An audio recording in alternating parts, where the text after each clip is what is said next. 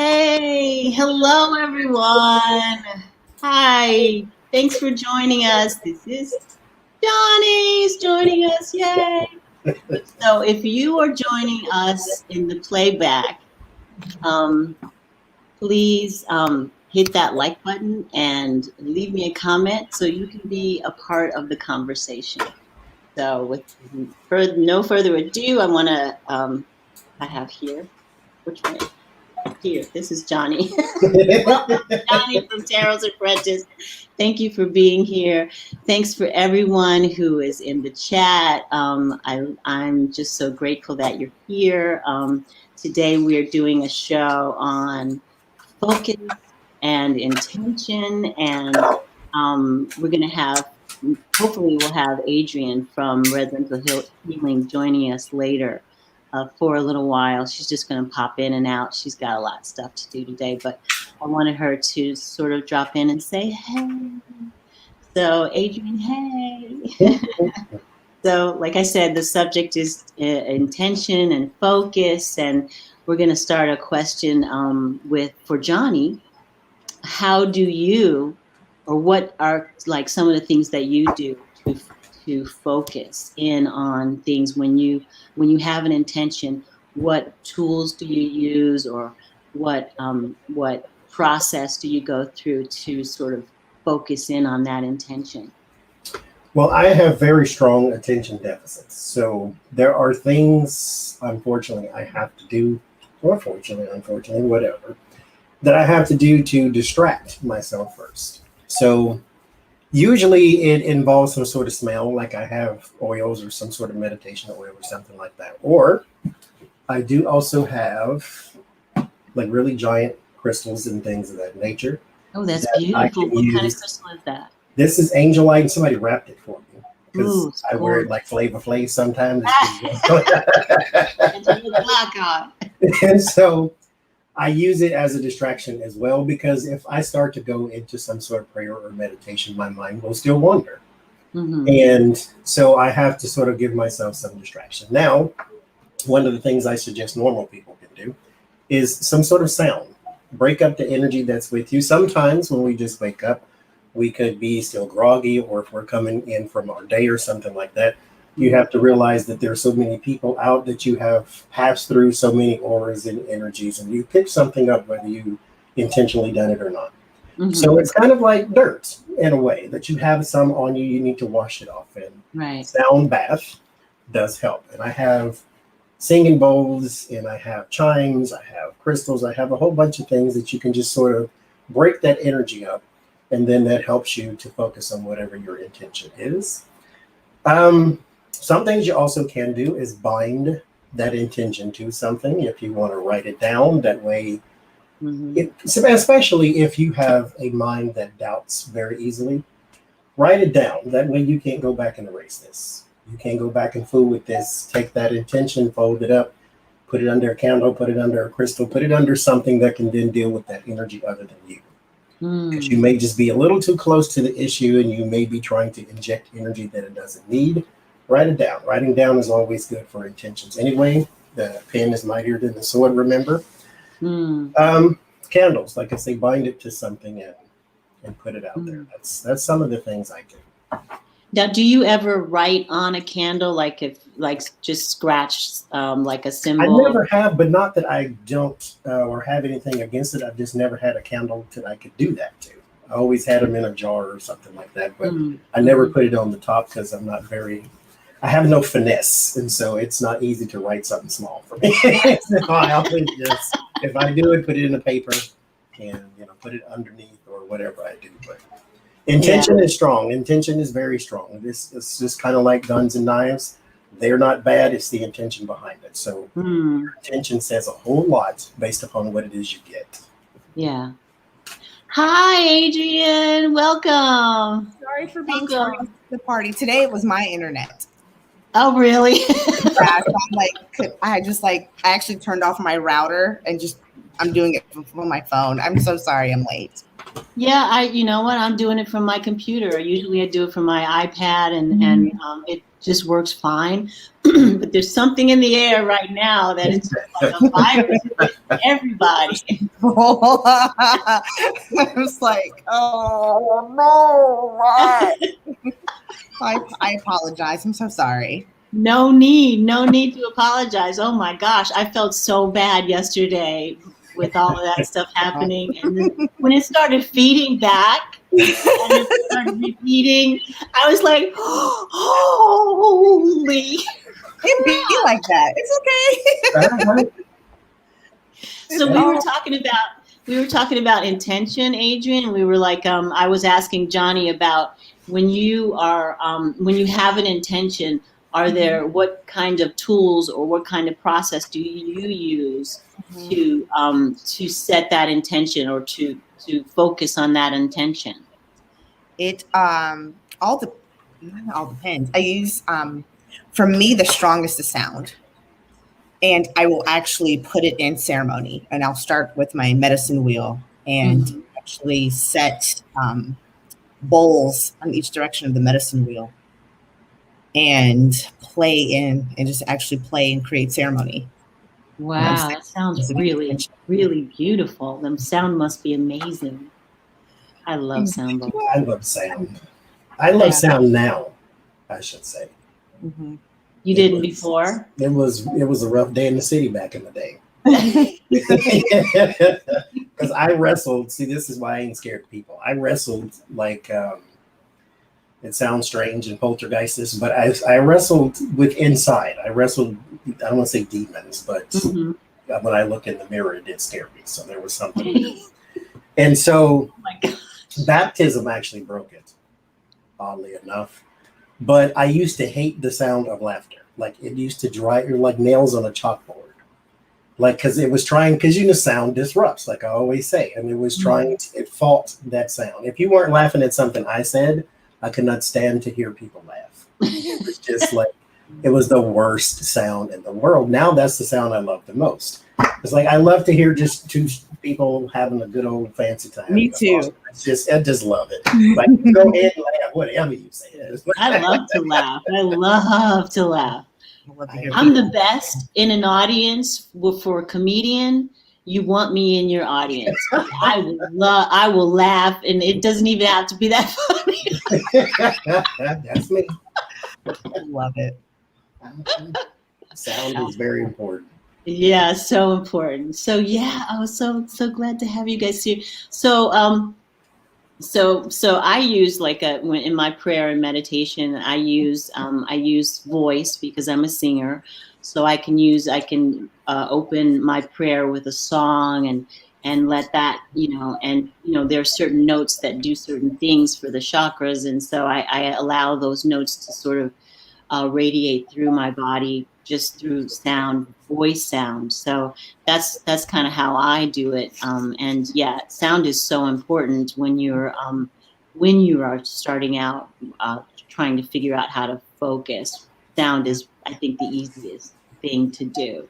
So I wanted to ask you guys if we could do cards on, does emotion come into play when you're focusing on intention? I mean, I know that you all already know the answer to this, but I wanted to see if the cards would come up with something that we could sort of project out into the atmosphere. So does emotion come into play when focusing on an intention? Yes, and there does need to be a caution to it too. Mm-hmm. That yes, your emotion does have an effect on your intention, and you do need to check your intention. What is it at the core of your issue? At the core of what you want? Are you reacting or are you planning? Because if you are just reacting because somebody did something or somebody said something or something's not going your way, then you're setting an intention for immediate return, but you don't know exactly what that is. It's like, okay, I want this this house and I can't get it because this person's blocking me. So I'm going to set the intention to get the house. Well, what you should do is set the intention to live somewhere you can afford. Live somewhere that is comfortable. Live somewhere that is yours. Maybe that house is not being blocked. Maybe that house is just not yours. The intention, is it agreed? Is it true intention? Is that really what you need instead of just what you want? I got prosperity within reach with the sand dollar. And be patient and persistent. You also have to take your worry out of your intention setting. If you're going to put an intention out there, leave it. It's like if you pray to whoever it is you pray to, know that they hurt you and leave it alone. If you could do it, you would have done it. So if you're trying to hand it off to somebody else, let them do it. Prosperity is within reach, but you do have to be patient. You have to stop worrying. You have to set the correct intention. Sometimes you don't need a bunch of money. You just need to learn how to spend the ones you have. So it's because somebody can give you $1 million and you'll be 32, 47 in the hole tomorrow. So set your intention, but don't worry about it and set the correct intention. So yes, emotion does have a huge play in it. Yeah, it does. Because what happens is you can go off on this new journey. But you notice the thing with the fool is that he's about to step off a cliff and doesn't know because he's not paying attention. And that can be what happens when you've got your emotions involved in setting intention. Also, too, when your intention setting is more emotional, you do feel more confused because it's not coming from the place where it needs to come from, which is intuition, which is that third eye chakra, which is disconnect from here and perceive and receive information through here. I had a teacher teach me once, many years ago, spirit does not understand, can't, don't like. It doesn't understand the language. Spirit only understands simplicity. So I was telling someone, instead of saying, I don't want to feel bad anymore, we say, I have good health. Because spirit doesn't understand, don't want to feel, it doesn't, that's too complicated. So I said, you're setting an intention with your emotions. Take the emotion out. Keep it simple. Keep it to the point and set it with your third eye chakra. That visualization, what is it that I want? Can I see it? And that's how you can set a fail-proof intention. Yeah, I got that. If you introduce emotion into into your focus of intention, then it will disrupt that flow from what you really want, because she's already put it in the book. So all you have to do is accept it and be aware that it's coming and expect it to come. And there we go. And have that awareness and know that it's on the way. And because if you put a lot of emotion in it, then it just mucks it all up. And like you said, spirit doesn't understand, don't want. Spirit only understands I want, I am, I have. And if you start all of your intentions with I have, or I am, then that's a declaration which spirit understands more than I wish or please, can I, maybe, I don't know. So that's good. So set your emotions, set your intentions and try not to have any emotions. So what are the obstacles what are some of the obstacles to setting your intentions, other than now we see that emotion is probably an obstacle? Are there any other obstacles to setting an intention and actually allowing it to come into fruition? What other things could stand in your way?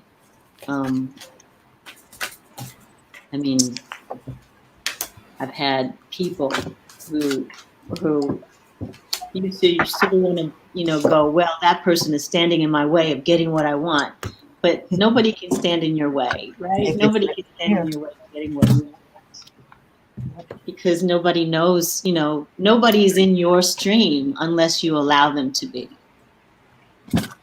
And that's what I get. There's relationships here first.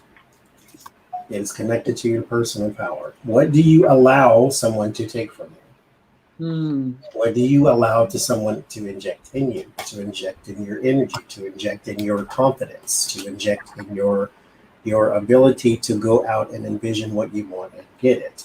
Yes, every single plan will have a naysayer. That's what it is. You could say, I'm going to paint my room. Then somebody say, oh, you're going to mess up your floor. Somebody will always have something to say about what you're doing, because sometimes that's all people can do. It's just criticize what somebody else doing because they ain't got nothing going on. But you have to realize that at the core, remember, go to the core of something. At the core of it is still you. Here, this person is hands over heart, blindfold over eyes. They don't want to feel, they don't want to see, they don't want to listen. They just want it to go away. They just want this to be easy. 9 of Wands means ain't nothing easy. This is strain. This is battle weary, which means this fight has tired me out. But again, you are at the core of this. What are you allowing to drain your energy? Every day you should start over anyway. So what are you allowing to drain your energy? What are you allowing? Because I say allowing because you are being blocked to it, but you are blocking yourself. Yeah. This is not two people crossing her heart. This is her. The swords is knowledge. The swords is thoughts. So that's like self-sabotage, right? Yes, big time. Big time. And so you are the ones who at the core of damaging your intentions. Deal with your personal power. Deal with forget people on the outside. They're going to always do that. Jesus had 12 friends, and one of them was a hater, as Cat Williams say. So it's perfect people had haters. So yeah. That's so funny. It is you. In the narrative, I'm going to quote somebody who is in this live stream right now, who says, your mind is your greatest asset and also your worst enemy. So what information are you allowing to come in here? And what are you doing with that information once it comes in? It's about being open. It's about using your imagination. It's about being flexible. You can talk yourself into or out of something very quickly. And it's all about your mind. Also, I get rabbit spirit. Rabbit spirit is about luck. Luck does not exist unless sometimes you win the lottery. And even that is just a chance of odds. It's a numbers game. So what you also need to realize is that this has nothing to do with luck. It is all timing. Like Johnie was saying earlier, stop being impatient. Or the thing that you think, oh, they're so lucky. It's timing. It's preparation. It's timing. Okay. The rabbit spirit, now is a lucky time. Now is always a lucky time. It's just, when is that going to come around to you? When is it your time? So your mind and time are the biggest things that can block. So your mind can actually shut down that lucky part of it, shut it down. So like you're looking at somebody going, oh, I wish I had that. And it was on the way, but your mind shut it down because you're like, oh, I'm never going to get that. And then the universe says, oh, they don't want it now? Okay. And we also go back to what Adrian always says too is, I wish I had. Okay, fine. You can have it, but you also have to take everything that comes along with it. You want a Mercedes? Okay, fine. You can have one, but guess what the card note's going to be? And guess what it's going to be if you need one tire? The maintenance, Jesus, the maintenance. Oh, God. My brother, he has one. But the 2 front tires are different than the 2 back tires. And if you get one change, you got to change the other one too. Right. And it's like, oh my God. Window crack. I knocked the symbol off of his car. It was $127 to put it back on. Because, and mind you, the little things at the front, they're supposed to be able to do this. Back in the day, you can pull them around. That. But here in Pittsburgh, where it gets like 17 degrees in the wintertime, it froze. And I'm trying to be nice. I went and I was brushing snow off his car and it popped it right off. And it fell in the snow, and it's silver and it's white, and I'm like, I'm having a time looking for it at 4:34 in the morning. So now we have it. I guess I can wear it as a dangler because I can. Yes. You'd be flavor with that. So be careful what it is that you wish you had, because you might get it and you're going to have to take everything that comes along with it too. Absolutely. What's yours? Absolutely. Really, Absolutely. is this for my highest good? Is this real? Do I have? I always say I don't necessarily want the money. I want the financial maturity to handle the amount of money that I have. Because then I'm a millionaire. Yeah. I mean, and it's all your perspective about, $1 million and, $500 and what, Learn how to spend $22.50 first. Exactly. Because you come home with $1 million, you got people knocking on your door going, remember me when we used to be friends and we used to do this and we used to hang out? Back in 2007, I put $5 on that Chinese plate because you didn't have that extra $3 for lunch. Like, boy, that was 2007 and we worked at the bank. Really? Because that's digested and gone. I don't know what to tell you. I'm sorry. I got some for you, Adrian. Look at this. I'm having such a long day too, and so I need that. I just want to touch his muscles. Matter of fact, that gives me an excuse because I'm already getting a little warm anyway. So, God, that man's back. His back is just strong. Isn't it beautiful? It's beautiful. You make the ridges right in the here. Right wait, there. Right here. The shoulder up. Yes, right in there. Them cracks and ridges right there. But it tastes all salty because he's been sweating. Oh my God. I'm sorry, y'all. Y'all can't take this. I blame you, Toni. I don't normally act this ignorant. Okay. It comes out in full force whenever I'm around you. You and Johnie together, y'all just bring it out of me. I'm sorry. I needed that though. Thank you. I've had a very long day. We've been talking about get at the core. It's always you. It's the core. It's the core. It's your firm foundation. God, just right in the crack and crevice up at the shoulder blades. And so this is like when your intention is got to be, firm. You got to have a firm grasp about exactly what you want. I'll have a firm grasp on his foundation. Trust me. Grab it with both hands. Firm. Very firm.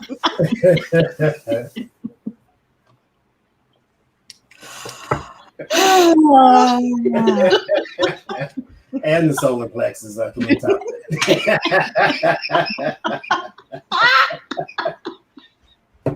I can't. I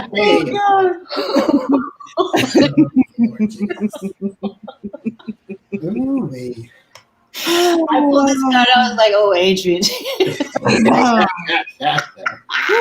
it's gonna be great." So okay. Let's move on. So we were talking about intention. So and then we were talking about being very clear about what it is you want. But what if it's something that you really, really need, like right now?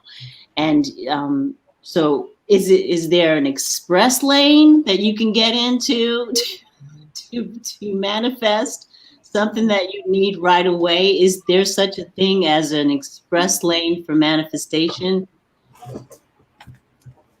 Such things. I know the answer, but let me see what the cards have. Yeah, exactly. I know. It's like, Yeah, you didn't ask me my opinion. You asked me what the tarot said.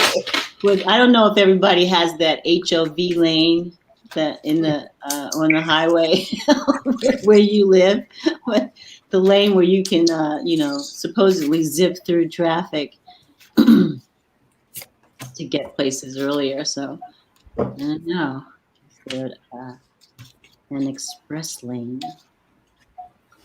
I have two trains of thought here. I got the cards, and then I got like my old Southern witchy lane. Like I was manifesting something for somebody else on their behalf. They gave me permission to. And so I go into my sort of meditation. I ask my ancestors, what should I do? I've never done it before. And they said, we'll get some amber and some black pepper. I'm like, okay. And so I looked it up because I'm like, this is not that I don't believe you, but I want to see. And so amber is for manifestation and black pepper speeds up whatever you're trying to manifest. I'm like, oh, okay, that's why you said that. And so I did it, and then boom, there it was. So that's that. But this here, so this forgiveness in dreams is what this says. And then I get completion and closure, and then you cannot control everything with hurricane. So what it is saying is there is also a formula to even the way Jesus would pray. There is a formula for things. If you are holding on to something, forgiveness, because as we said yesterday, as Adrian said yesterday, forgiveness is not for them, it's for you. If you are holding on to something, if you are letting something anchor you down in a place you should not be, then that does not allow God, Spirit, whatever you want to call it, to come in on your behalf and begin to move things because you are blocked by your own, AKA, intentions. Mm-hmm. You are blocking yourself from that in which you need to move forward. So you have to make sure, again, at the core, this still starts with us. I don't care what you want to manifest. It still starts with you. What are you holding on to? Have you ever seen a bird pick up a tree and then take off flying? There's things that will hold you down no matter how good you are. You have to put some closure to those things. You have to let them fall below the horizon and let them be. Then things will start to move for you because it's yours anyway. As Adrian said, it's timing. It's yours anyway. It's still coming.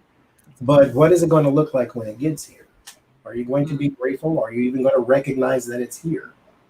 So there are things that you have to clean up, that you have to move out of the way so that that blessing can fall into place. Still starts with you, no matter what it is. No matter what. No matter what. To echo that, I have the Death, the Ten of Cups, and the Ten of Pentacles. What this tells me together, major change comes when you're grateful for what you have. With the Ace of Pentacles, new things, tangible, financials, Ten of Cups, the perfect, harmonious picture. A heart of gratitude always brings in more. And so when you quit forsaking thee for what you have, or your perception of what you think you don't have, that's when everything will come together and will start pouring into you. Like right now, perfect example, I'm sitting here going through some troubles at the full-time job, and at the back of my mind every day I still say, but at least right now I'm getting a paycheck. Let me be grateful for what I have. Let me be grateful for the fact that, albeit slightly miserable at times, I can afford this roof, this dope-ass hat collection, yes ma'am, and other things like that. Yes, because ma'am. I know, as a student of spirit, the more I am grateful for what I have, that opens my heart chakra so more can continue to come in. And so what it'll seem like is when you are grateful, it'll seem like it comes quicker. Same time frame. You shift your focus on what you already have versus what you are lacking. So therefore it feels like it comes quicker. Timeline's the same. But now you're recognizing it once it's coming in. Yep. Yeah, I get the same thing. I mean, it's like I have two lanes, right? You have two lanes. You could go this lane where you're sort of trapped in fear about what it is that you need or want. You could, this is a sort of you're just you worrying about it, so worry doesn't help you, and that worry creates this shadow energy that kind of makes you stuck. It keeps you stuck in the place where you are, where you want to have movement um, and uh, and choices and decisions, and that is it becomes possible because you can rejoice and celebrate what you want, what your intention is, even before you have it. Celebrate the fact that you have it before you even have it. That's the best way. That's the fastest way for spirit to grant you what it is that you're wanting. So this is the slow lane, fear, and shadow. Fear and shadow is the slow lane. The quick lane, the faster lane is decisions, movement, decisions, and rejoicing in that decision and celebrating what it is you're wanting even before you get it. So that's the faster lane for me. Remember to speak things as though they already exist. Mm-hmm. Yes. Mm-hmm. Yeah, that's how I was talking to my husband yesterday about, because he's really good at manifesting, and he was saying that he takes the thing that he's wanting and he sort of places it in his mind, and then he turns it around to look at it in different angles and all this other stuff, and it becomes solid before in his mind, so that it becomes a thing, and the thoughts actually become things, so he can look at it and twerk it and look around and and figure out exactly what it's going to look like, and then have it appear for him. So he's very good at manifesting the things that he wants. Another question is, does nature play a role in the process of focusing on what it is that you're trying to manifest? Is it easier to sit in a room and meditate and think about what you want, or is it does it feel better for you to be out in nature? Like Johnie, you go on your walks, and Adrian, I don't know if you do you do your medicine wheel meditations outside or inside? I don't know what you do, but I go out and I just put my feet on the ground, huh? In the winter, yes. In the summer, I have an aversion to heat. Because I haven't been on a walk in a while, because it's I always say it's hot as Satan balls outside, so I'm not going. I'm not going nowhere. I'm hot in here. I'm definitely not going out there. Okay. It's 90. Hold one. Fan out with you. Take a fan. I got one. It goes around your neck and it's supposed to blow up right here, but my cheeks is real cool, but the rest of me not so much. So my armpit, my forehead, my undercarriage, the 3 places I need to be. It's like I'm worried about the rest. I got boob sweat now. It's like, don't even start with the boob sweat. Oh my God. Because that's one of my things. It's like, oh my God, boob sweat. It's horrible. It's me every time. Does nature play a role?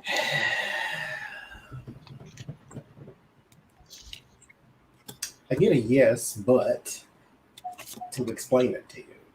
Okay. Because I get the World and the Queen of Pentacles, so those are both of my earthly cards. So yes, go outside, be with, and mind you, as destructive as it can be, because this planet can kill us just like that. There is a lot of purity in nature. At least if it's natural, there is. Mm-hmm. There's a lot of purity in it, and so it can help some people manifest. But you also have to focus. But you also have to take into account, coming back to you.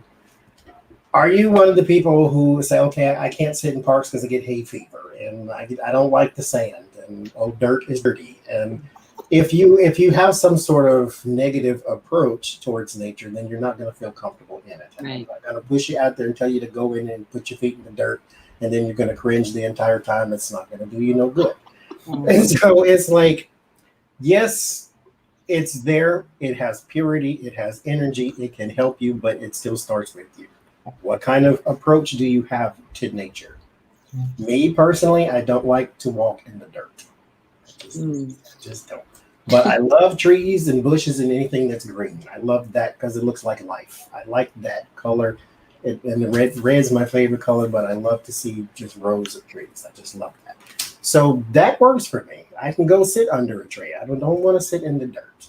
So it's like, what approach do you have to it? It still starts with you, but the answer is yes to the question. Yeah. So I have the shaman answer in my brain, but then I have what the cards tell me. Mother Nature always says, come back to her, be with her and grandfather's son. So there's that, because she says, you were the strongest connection to me when you were with me. So there's that answer. Tarot, I got the Lovers and the Three of Cups. So that is, yes, there is wherever your relationship is the strongest is the answer that I get. So if you are more of an indoor, in monk school, I studied under this amazing monk teacher who just did his best work in a temple. Very cold, very dark. You felt the power radiating. That's where he did his magic. So it's wherever you feel the most comfortable. So Mama Earth is going to say, come out and be with me. But she also understands, because she helped make your little monkey behind, that if you just really like John and don't like sitting in grass and trees, don't worry about it.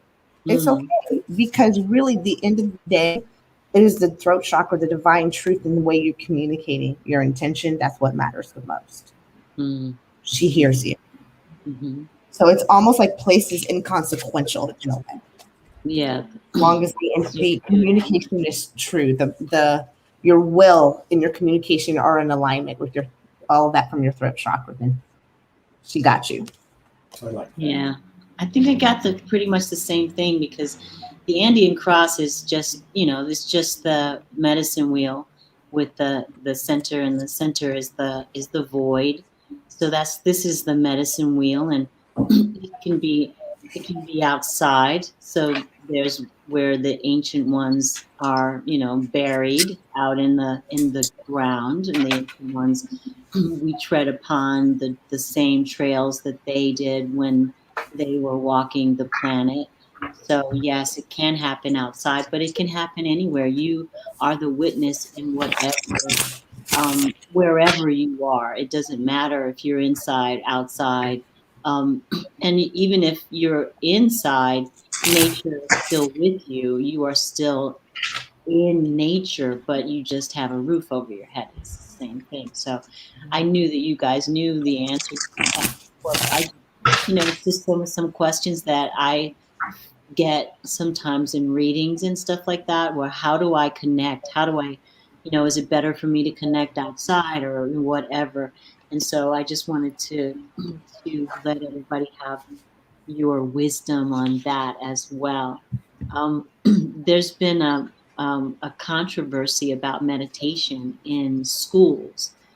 Some people are like not having it. They don't want their children to learn how to meditate, or this whole mindfulness thing what is that? That's witchcraft, or what is that? So will kids or will students in the future be able to meditate at school if they so choose?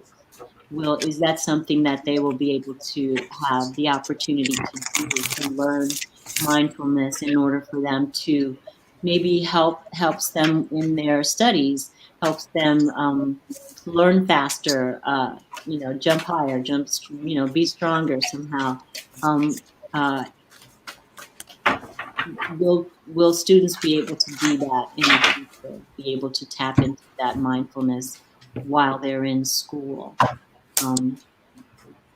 That's the question.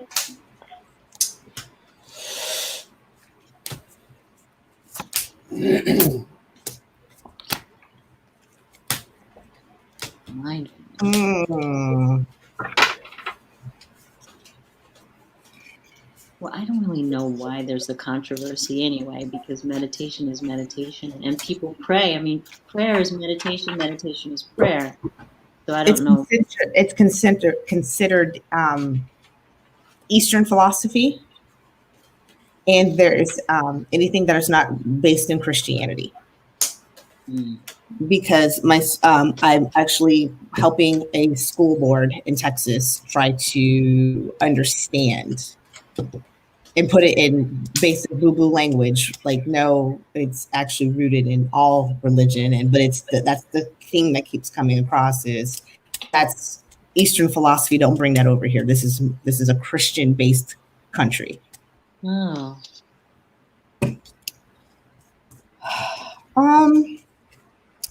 I get there's a possibility it could with the Six of Swords moving, taking the higher ground, moving towards the horizon. However, there are going to be people who are still mentally stuck in their ways, not wanting to look different. There's going to be some government step in though with the Hierophants. I think it's still gonna be though. I don't know. I don't think it's gonna be widespread. What I think is it's gonna be with the starting off with the Six of Swords and then ending with the Five of Cups. It's gonna be kind of how it looks now. The school districts, in simple terms, it would be more acceptable in like blue states. So California, you'll see school districts. You may not see a school district Bakersfield do it, but Los Angeles County may do it, right? And then you're going to look at Birmingham, Alabama, and none of them do it. And So that's where, that critical thinking and stuff starts happening too. So they don't want that. So tell me, why don't they want critical thinking in school? Adrian, I'm asking because you're working with the school board.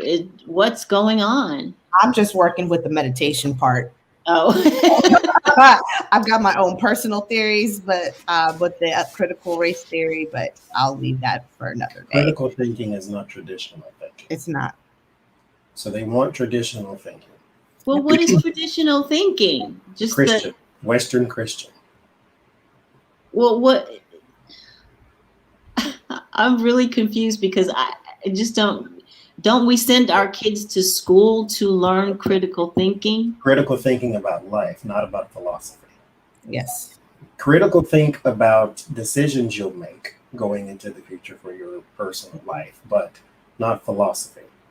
Because if you're trying to teach me your ways and it's not Western Christian, then I think you're coming out of left field.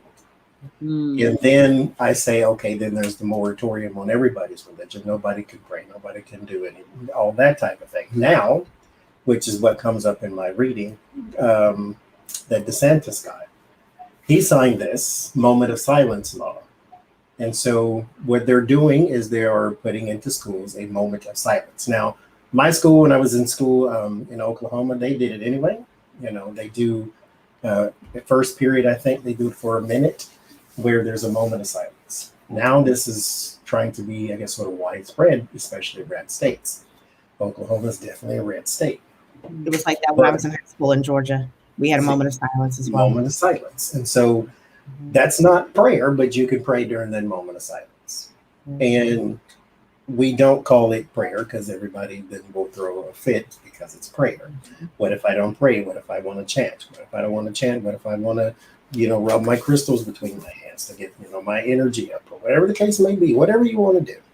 What space are you providing for what I do is kind of how it becomes complicated. And what if my in particular thing is not silent? Then what do I do? And so I get the sun and the Hierophant. So we will sort of have a meditation, but again, it's going to be on an individual basis. It's not a group meditation because then you are enforcing your belief onto somebody else. What if they don't believe in meditation? So they will have a moment of silence too, or they will have a moment where they can do whatever it was they want to do. Meanwhile, all of that is still just energy. So at the core of it all, it's all still just energy. I don't care what you call it. because again, human beings created these categories to put stuff in. It's still the same spirit. It's still the same result. It's still the same energy. It's all supposed to be love or connectivity, whatever it is that it's supposed to be. But yes, I do get, you will have your moment of silence that you can go and do what you want to do. Just don't call it anything, because then we'll have to say you can't do that. Yeah, I get that. Yes, there is an opening for this connectedness. In theory, the opportunity will be there. It's just, there's a lot of raw energy connected to it, because people are, they have their feelings about certain things. Of course, the wisdom is is that there's a spiritual awareness, and then there's an awareness of spirit, right? That people who are in organized religion, they want that awareness of spirit, but that spiritual awareness that you get when you meditate and all of that, you don't necessarily. There's a divide there, and there's a disconnect somehow. But our guides are saying that the kids will be able to, like you said, Johnie, there's an opportunity there that they will have, at least some of them, the ones who want it, it will be there for them. So that's really and it's nice if, do what you want, first of all, let me say that. But it is nice that if there is some sort of way you can teach even grown people, it's a difference between praying to spirit and listening to spirit speak. Mm-hmm. You are asking for one thing, or just acknowledging spirit in one aspect when you start to speak, or when you start to pray, or whatever the case may be. But if you're just trying to be open and aware, that lets it speak to you. Mm-hmm. And then that helps your life a little bit more than just praying for stuff, or praying for, hey, my ankle hurts, or whatever. It's just, I just think you need to also learn how to receive instead of just ask. Yes. Yes. But that's just me. So when I was growing up, or when I was coming up in my 20s and 30s, whatever, there was a lot of awareness going on about, there were the phrase, be, do, have. Be the thing that you want to be. Do the things that the people who do the thing that you want, do those things, and have the things that the people who do those things have. So does that really work? And is it something that is an old paradigm, or are we moving past that particular paradigm, or is it something that still works for us? I know the answer, but I'm going to see the cards. Yeah, let's see.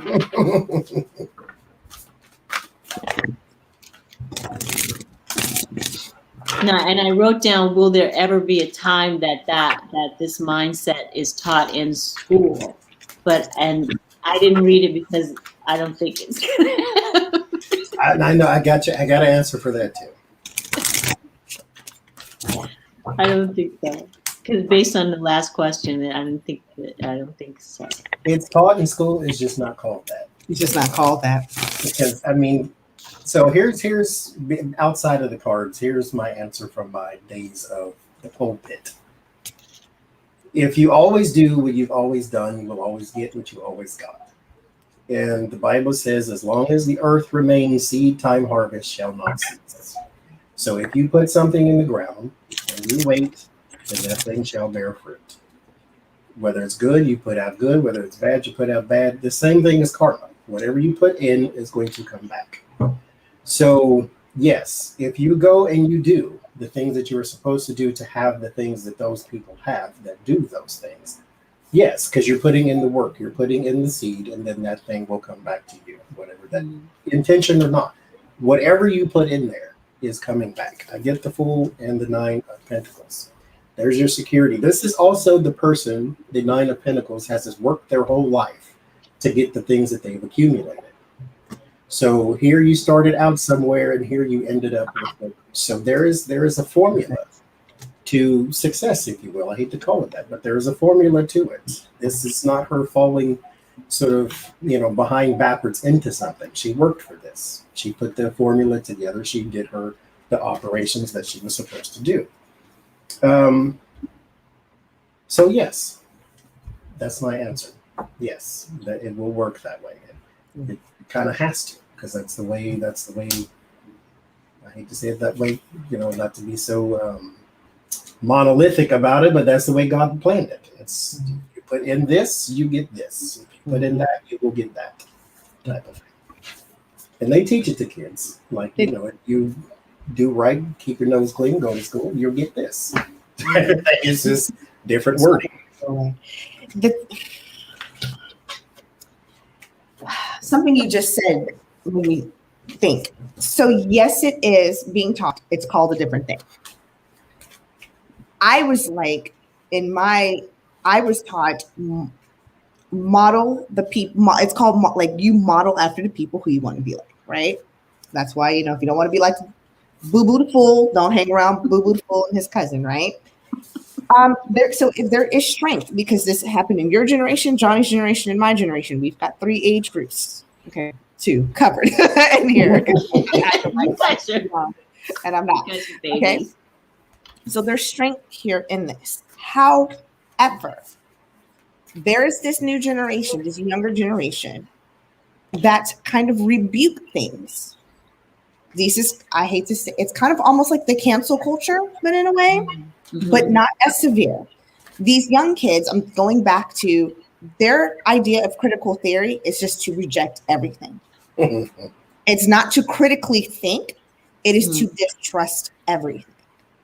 I would say these are the younger end of the millennial spectrum. So like my cousin, who's 10 years younger than me, her friends a little younger than that, the early, the mid to late 20s.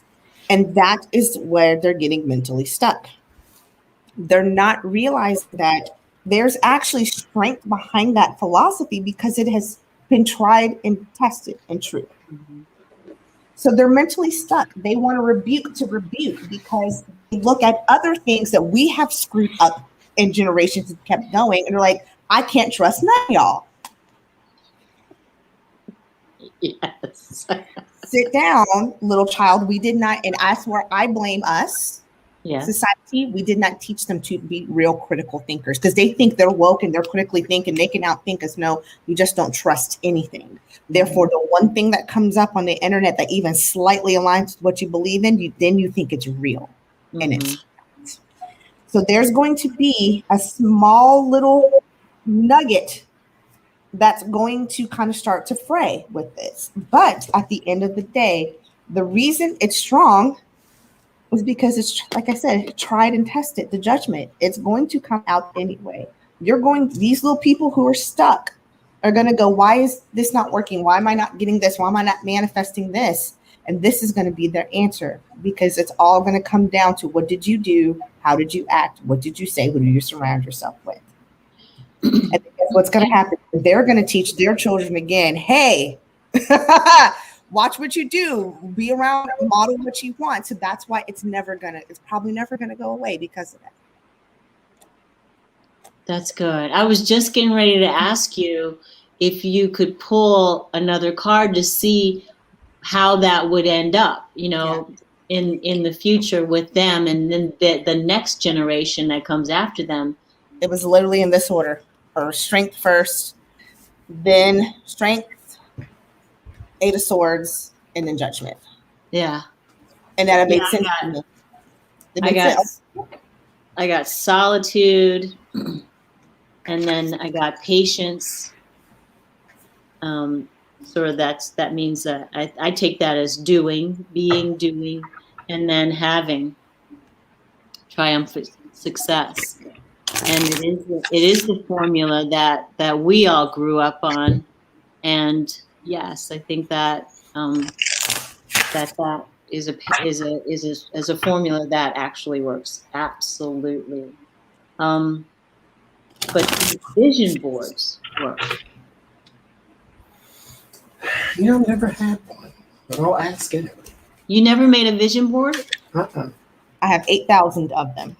So. But I said this in one of my walks too, and I hate the way it sounded sometimes, but I didn't. I didn't really care, to be honest. I don't have goals, therefore I don't have a vision board. So Like, no goals? No, I don't want things. Like, I don't want anything. I don't need for anything either, but I don't want anything. If I was to want, like, say I wanted, a gajillion dollars, it would not be so that I can buy more tarot cards. It would be so that, I could, like, help people get off the street type thing. So it's not even. But wouldn't that be a goal, to help people off the streets? If I had it to do it, yeah, but I don't think about it because I can't do it. So I don't window shop. If that makes sense. Wow. It's like, if you can't do that thing, then don't do that thing. If you can't get that thing, stop worrying about that thing.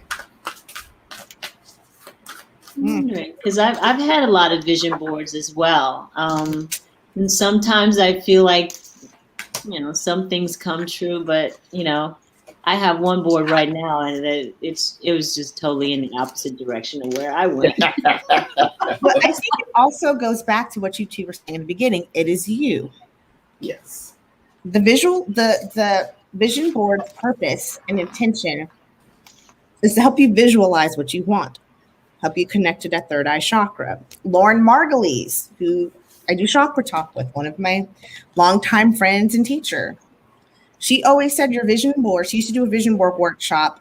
She would always time it. It was like once a quarter at the new moon, when something was going conjunct and Hercules was talking to Chiron and Chiron was hanging out with Neptune. She always had it timed perfectly. And she said, here's the thing. Your vision board is just to set a reminder so you don't get off track with your goals. That's really the intention. It's only as strong as your intention behind it. Because when I think about what things did not come true on my vision board, I was like, yeah, I put it up there, looked at it every day for like 3 days. And then after that, I was like, back to my regular life. I didn't put the energy behind it. I visualized it. I made it look real pretty, but that's it. So you can visualize it all day, every day. But what also connects with it too is your sacral chakra. What do you want? What is that joy? What fulfills you? What makes you happy? So I had years ago, I was going to move back to the East Coast. I could have had a picture of Denver, Colorado, but I knew in my mind, regardless of what happened, I was going to move back to the East Coast.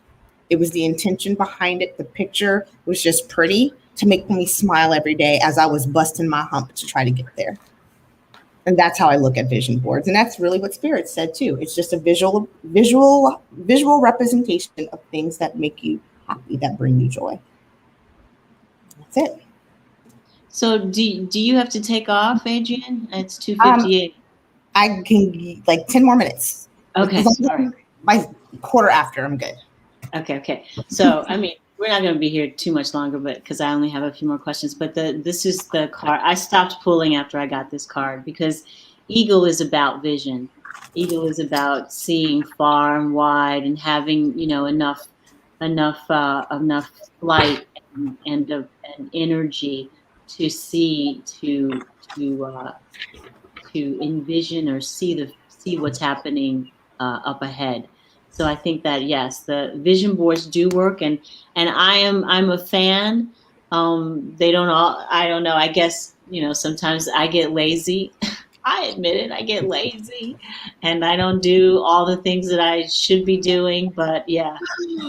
I've got a picture of this. She is like, it took years to find this picture, and I've recycled it on many vision boards. She's like my complexion, and she's doing yoga. Do you know how hard it is to find a chocolatey brown woman with a beautiful purple afro puff doing yoga? That's in a magazine? That is impossible. I've got her. She's in this like great yoga position. And then right next to it, I have a picture of the Schwinn 1900 indoor bike. It's like the knockoff Peloton. Okay. And I put a picture of it on there after I even bought the bike, because I was like, I'm getting this bike, whatever. You know, the mother suckers that's sitting in my room right now, and I'll do shit with it. That's what I say. Hanging clothes on it. I look at her every day. The bike is gorgeous. At least I don't put clothes on it, but it's just sitting there like, you gonna be fat again today? All right, then. You wasted your money. Your vision board is only as good as you. This goes back to what you guys were saying in the beginning. It is you. You are the root, the alpha and the omega on all of your intention setting. I can pull that sucker off the wall right now and show you guys. Beautiful picture of the bike. All of this. She's got her purple afro, doing all her little yoga poses, built arms, dark chocolate. That is supposed to be me. It's not. Well, I mean, it's who you kind of want to be, but yeah, I'm too lazy to get there, so that's okay. That's on me. Ding, ding, ding, ding, ding, ding. That's on me. That's who I is. That's who I is. I'm in the right place, but my motivation is somewhere else. Johnny, did you go? Well, y'all actually read my cards. It's for you. Self-discipline and self-mastery. Yep. What you put on there is supposed to be your inspiration. Yeah. And then you work towards it. It's not a manifestation board. So it's not things that you are trying to pull into creation. And the stuff you're supposed to go out and do. So it is for you. The chariot, these people never move because you have to get them on the same page first. So they're opposite. One facing this way, one facing that way. One's white, one's black. This. This is the card of opposites. See the desert over here, see the city over there. So it's, if you pull everything together, then it can be unstoppable. But you got to pull it together first. You got to get your Yeah, stuff. that's the challenge. That's the challenge. Bike's expensive too. Not Peloton expensive, but it's expensive, and it's sitting right there. Yeah, I did get on the treadmill today, so yay! I did walk. I did my walking today, which is great. I walked down the stairs to go get coffee and toast. That was all the exercise I took today. So. I walked across a parking lot and it was hot, so I guess you consider it. Sweated it a little bit under my underhair. You got a little boob sweat going on. I don't get the boob sweat. I get the undergut sweat. I get the bow flap sweat. Some call it a panis. Some call it a bow flap. Some call it something else. I call it bow flap. I got both. I got to take a rag and lift it and get it. I'm being honest. Y'all know I don't lie. I'm being honest. See, I'm hot right now. I'm having another personal summer right now. I'm parking lot. Sorry. I know what you mean, Jesus. So yeah, I mean, boob sweat. Oh my God. I've been looking for deodorant that's like natural and all that stuff so that I could, because honey, when you got big boobs, you got big sweat. I can't see. I don't try to take the risk on natural deodorant, the raw deodorant, because it's fine if you do it 100 times. Erykah Badu said, but if I go somewhere and I get a whiff and it's coming from down here, I'm going to be so. Listen, I'm going to literally die in the middle of where I am from embarrassment. I don't get embarrassed traditionally. Like if I walk across the room and I fall, you know what falling is. Whatever, big deal. Keep it up. Keep it moving. But if I am somewhere and I stink, oh my God. You don't get embarrassed. You cuss yourself out. Because I wore natural deodorant for about 4 years. But then I think about it. It was like the winter/fall of 1 year. And then I moved to a completely different climate for the following 3 years. So I tried to keep that natural deodorant up here. It's too humid up here. I was like literally cussing myself out and punching myself in the face every other day because I'm like, it don't make no sense to me. I didn't even have to do that. It was coming up out the shirt. Little if you get a whiff and it's coming around this way, you musty. You see? I was like, I smell like a 14-year-old boy, and I'm almost a 14-year-old. No, ma'am, we're not doing that. That's me, Jesus. That's me. Not Not only did I go back to regular deodorant, I went back to clinical strength. I was like, no breast cancer in the family. I'm just have to keep on my every 6-month mammogram because I can't be out in these streets. Like, ma'am, I need the one in the white box, not this box. Comes in a box. That's 1132. You got and it's got the safety seal. That's the one. Yeah, I had to go back to that. It's hermetically sealed. I need a box. Oh my gosh. Yeah, you won't get embarrassed, Johnny. You just get angry. You get very angry. I would die from embarrassment. Now, mind you, because I worked retail my whole life, and I've always done like hard work because I like the hard work. I'm not a desk person. I hate sitting at a desk. And so I've always lifted and pushed and pulled and dragged and all that type of stuff. But you better believe I have a stalk. I might smell like sweat from time to time, but it didn't come from here. It was from this little region because it makes me paranoid, so I gotta give it a check. It's like, okay, Old Spice, okay, Swagger, Pierce Ford, okay. Because I do it like 88 times until it like coats the shirt. And, and then I know it's okay. And then I have to douse myself in cologne like I work for the perfume counter. And then we good to go. Let's go to work. I just feel like after a certain age, you should not smell an adult. Unless they like work outside. You know what I'm saying? I had a boss who, this is so bad. Her mom died of breast cancer. So she stopped wearing deodorant years ago. Notice I said stopped wearing deodorant. I didn't say started wearing natural deodorant or whatever. And everybody used to talk smelling like she had a tail. They used to say she smelled like hot dog water and bologna and all that and onions. And I was just like, oh, y'all are going to hell. You know why she doesn't wear deodorant. Oh my God. It's like personal for her. Like she okay. And then y'all walk around talking about, there's so-and-so walking around smelling like it smells like bologna and hot dog water. So-and-so must have had a conference in here. And I'm just like,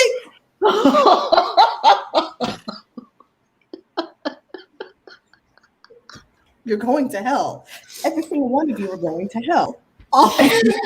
So I think about that often because I was in my very early 30s when it happened. And I'm just like, my biggest fear is like, they're like, well, you know, when Adrian leaves the room, it smells like hot Cheetos and like Chef Boyardee or something like that. I'm like, oh God, so that would make me embarrassed.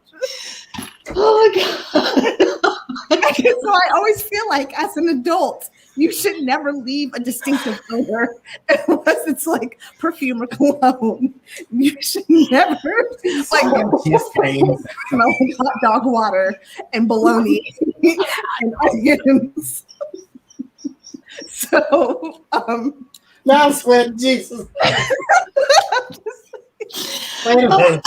Adrian, I can't put on eye makeup when adults should not have a distinctive odor smell unless it's Coco Chanel. Or like Johnny said, Old Spice. I got 14 containers of deodorant right now. And 3 of them is for women. And they're very perfumey, and so I can smell it. And when I stop smelling it, then I gotta check myself. Just saying. Oh my God, I can't fool with you no more. If you got nothing from the cards today, get that no grown human being should ever have a distinctive smell. And it always starts cologne with you. Always starts with you. Okay, that's it. The show's over. Red Fox once said, I don't care how rich you are. You got to wash.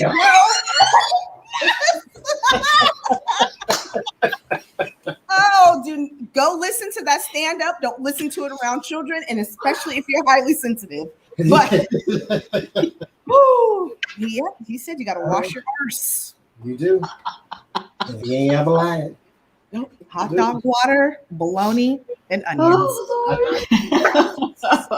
yeah. Lord Jesus. Oh my gosh. I would find it funny if that scent wasn't still ingrained in my nose, like almost a decade later. I can still smell it. You know, it takes me, and this, not that I'm laughing at it, but I'm gonna laugh at it anyway. Yeah. It's like the story you told where y'all was walking down the street where you were in New Orleans or something. I smell bomb. You said, I smell bomb.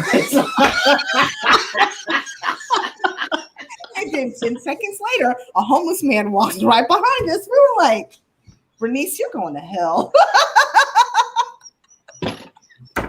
She did. Oh gosh. I smell bomb. And then he just walks behind us. We were like, and I said, you're going to hell. And she said, what? It was an accurate description of the scent. Oh god, my stomach is hurting. Oh my goodness. I still got that ingrained in my nose too. Scent memory. In my They nose. don't leave It's you. hard to get rid of smells. They don't leave you. Hard to get rid of smells in your nose. Okay, well, thank you guys. Get in that nose hair duct and they just stay right there. They just stay They right just there. swirl around. Right here. Because I tell you, it's nothing right here. And I feel like I need to go take them clippers and get up in there. Yes, it's like, well, what about like roses or something? You didn't want to save that? What do you see this one for? Oh my God. Hot dog water, onions, and bologna. Oh my gosh, I am never going to look at hot dogs and bologna the same way again.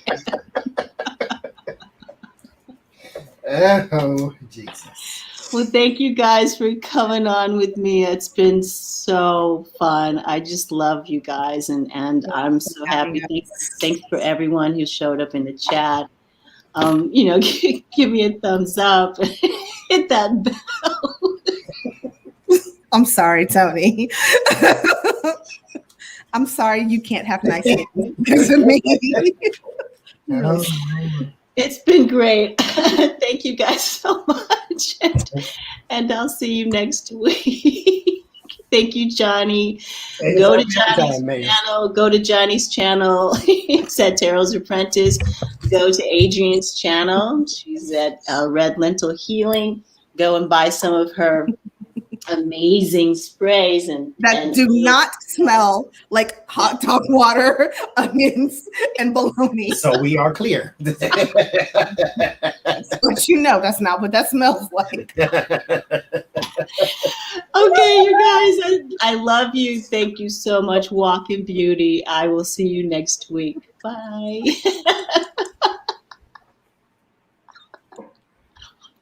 God. I'm